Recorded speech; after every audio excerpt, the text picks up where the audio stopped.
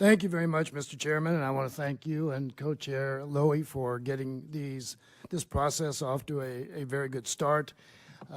As I said in one of our initial meetings, I think it's key that we focus on defining the problems we are seeking to fix, and from the tenor and the substance of the opening remarks that I've heard from our members so far, I can see where this is going. This is going to be a situation in which everything will have been said, but not everybody has said it.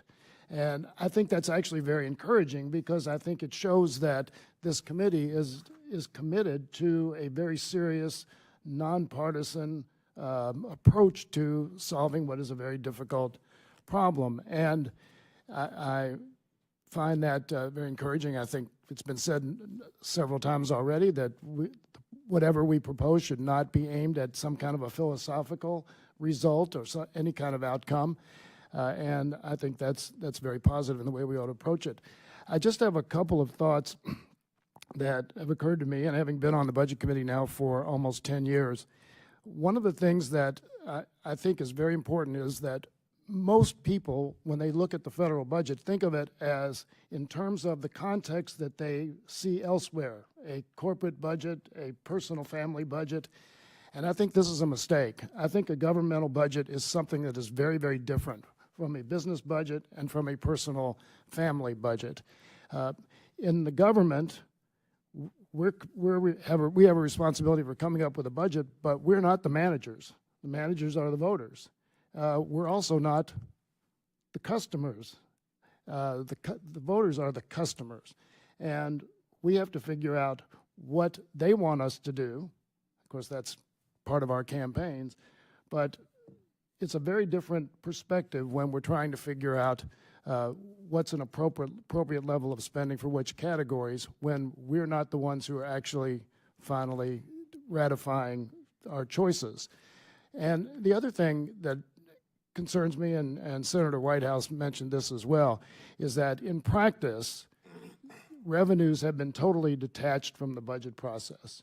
And if you're in a business, as I've been, when you're thinking about what you want to accomplish in your business, other than making money, you think about first what you want to accomplish. I was in the newspaper business. I decided on what kind of product I wanted to produce, and then I decided what resources were necessary. If there weren't enough resources, I hired a new sales manager or a new sales representative who would go out and try to generate more income. And I don't think we can view government quite the same way, but we also can't ignore the fact that revenue is a very critical part of what we do.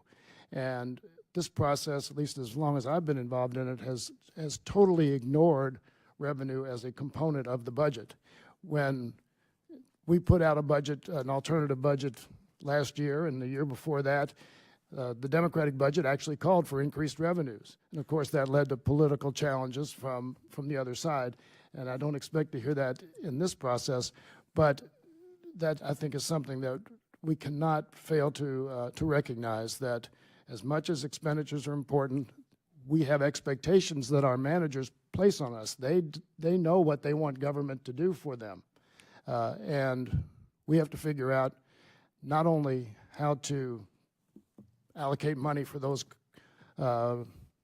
responsibilities, those functions, but we also have to figure out how to generate the revenue as well. So once again, I'm very encouraged by the tenor of the discussions so far in our prior meetings and today, and I look forward to a very productive process. I yield back.